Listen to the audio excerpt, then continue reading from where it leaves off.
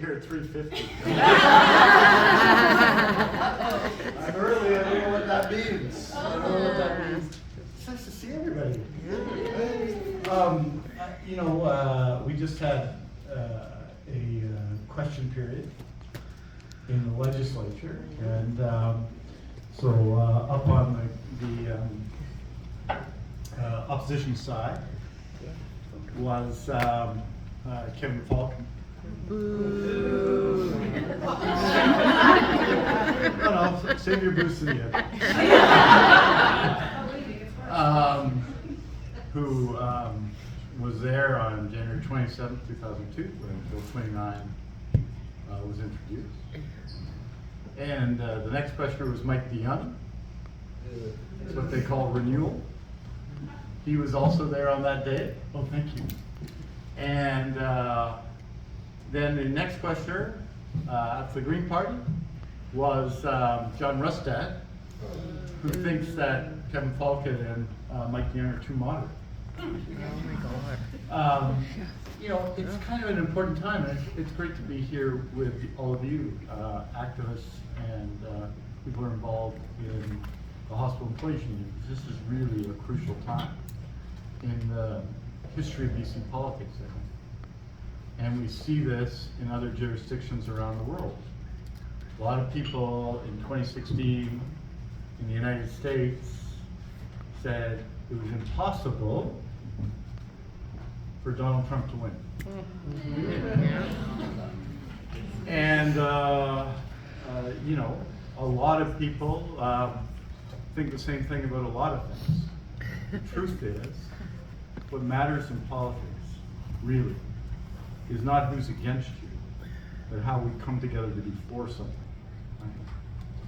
And I think if you look at the last 25 years, how many people were HU members in 2002 when we project? So a lot of people were there, but the majority were not.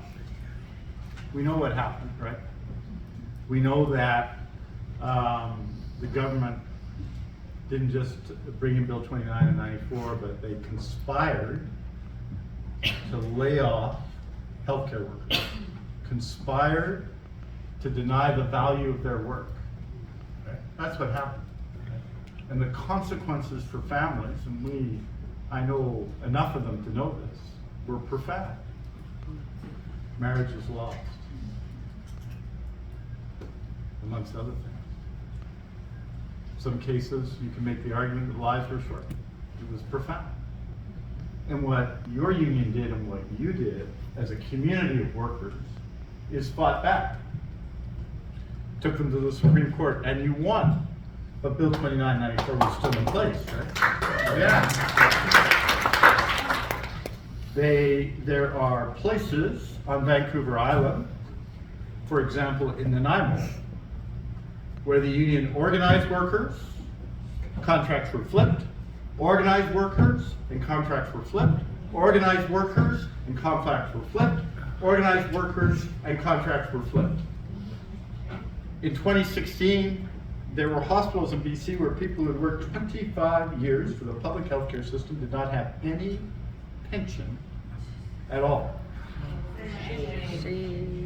And your union and healthcare workers, all through that time, fought back, never surrendered, never stopped organizing, never stopped supporting each other in the most difficult of times. You know what people say when something bad happens, move on, right? Well, sometimes when you believe in something, when you believe in the people you love, when you believe in public health care, you can't move on. And I just want to make the point that the most recent, the last contract flip, the 2002 election, didn't happen in 2003. It happened in 2017. That in spite of what happened to the Supreme Court and the compensation that was provided at that time, nonetheless, they continued. They didn't say it was well past time to get rid of this unjust and disastrous law. We need healthcare workers. And so Where in we need healthcare workers is treating healthcare workers like crap fit in? It doesn't make any sense. And so you fought with us in multiple elections. You know, I was leader of the NDP in 2013, and we lost. Right? We lost. Didn't stop thinking about that. Every day there are people I ran into, and a lot of them were HEU workers. And they were disappointed because we were going to bring change, and they knew it. And then in 2017, by a sliver, I mean by a sliver, essentially one seat, the NDP became the government of British Columbia.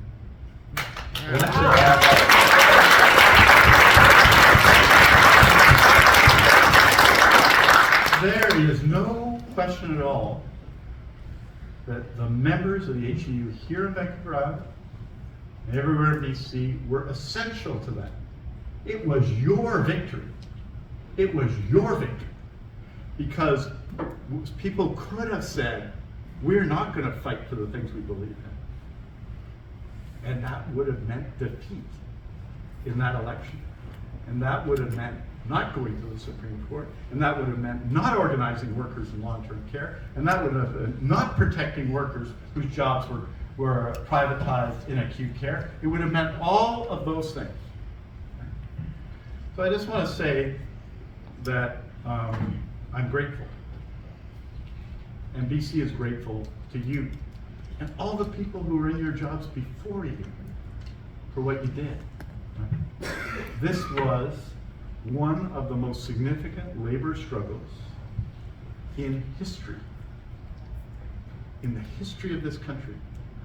We have, you know, there's a sign for Ginger Goodwin Way up in Vancouver, up near Cumberland, you know. And there are people write songs about the Winnipeg General Strike, and they write other songs about labor history in North America and the world. This was labor history in our time with people in this room, right?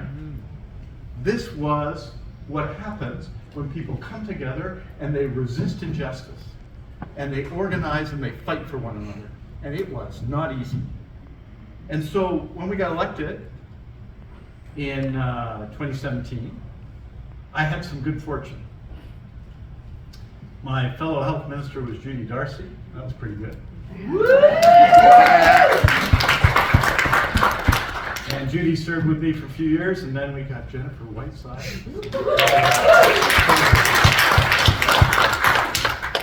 And we understood. I think there's a lot of cynicism about politics these days. You know that. You talk to people in your workforce. Why vote? Why participate? Why be involved? Well, let's be clear why vote, why participate, why be involved. Early on, before we passed the legislation, there was issues in certain care homes, and we intervened on behalf of workers. Then we got rid of Bill 2994. That was a nice day. That was a nice day. And then, but I think more important than that, at the key moments, we've acted to repatriate jobs in acute care, people who are working and doing essential work, and we're going to continue to do this work until it's all done. We've done this work. I think it's 9,000 people repatriated, the largest increase in the history of the Hospital Employees Union in history. When the pandemic hit, we didn't take on workers, we worked with workers. We insisted, for public health reasons, that people couldn't work on more than one site. We also engaged in wage leveling. I just want people to understand in this room.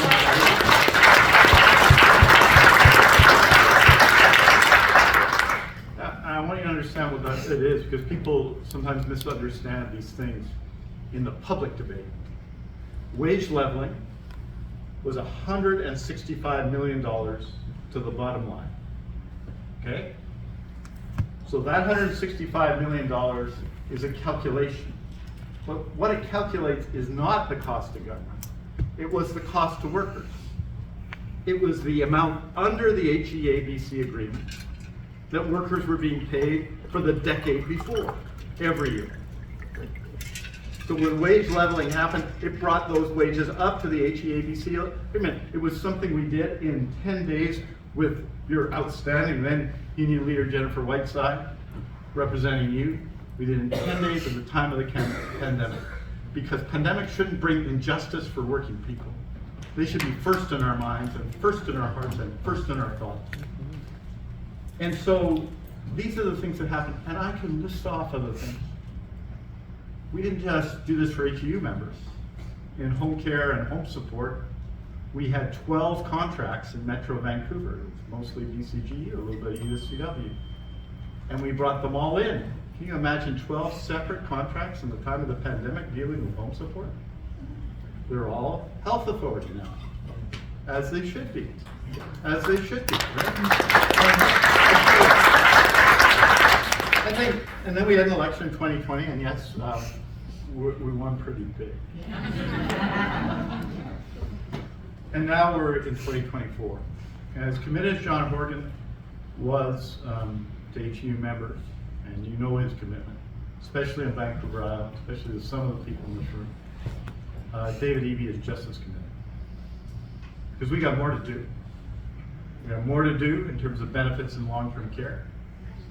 We have more to do to defend what we've won. And what all of this shows is that fighting matters, political action matters, unions matter, and elections matter. We had an election on October 19th this year, and it really matters. And there's no group of workers it matters more for than HEU workers. No group of workers that it matters for more than HEU workers. And that's why we need your help. Not because you're helping the NDP, but because our fight here, our work here, our progress here, the fact that when we hire new security workers, they're public employees, health authority employees, and HEU members, 320 of them. The fact that when we make every single decision, it's because we understand your value as workers in every facility in our province. It is not easy out there. Let me not kid anybody. It is not easy out there, and everybody knows it. It is challenging in long-term care. The pandemic was brutal in long-term care. We know it. You know it. But we did have the best record in North America on this question.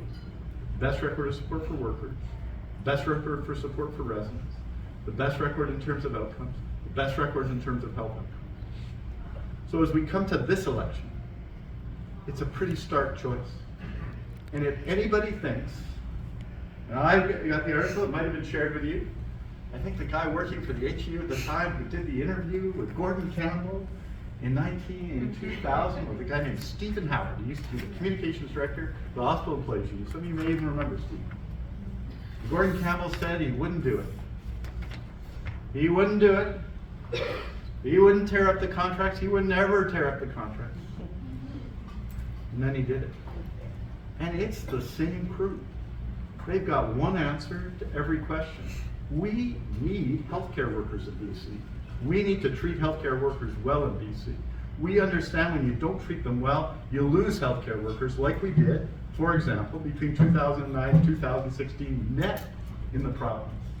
We need a government that will be with you and fight for you and has shown at every step, that we will work together, that we will bring solutions together, that we believe in public health care, that we believe that our hospitals should be owned by the public health care system, and therefore when we have 34 contracts, not one of them is a P3, we believe in these things, we believe in what you believe in. And that's why I'm asking you, we got to dig deep in this election. These are challenging times. They're really challenging times.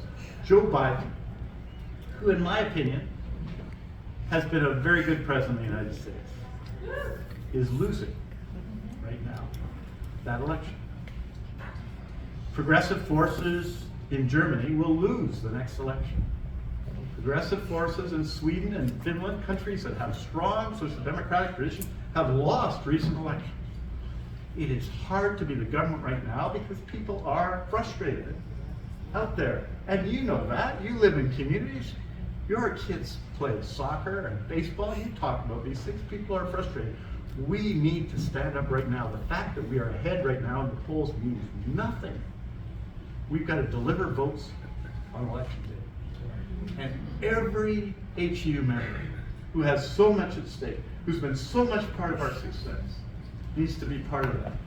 We need you on the doorstep. We need you talking to one another. We need you to talk to the members. We need you to be engaged in this campaign. This is a critical campaign. This is the campaign where we put that era behind us for good and slam the door. This is the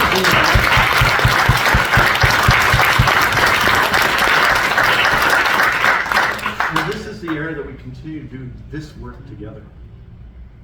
To make life better for your members and their families, to make life better for the residents in long-term care, for patients, make life better for everybody in our communities.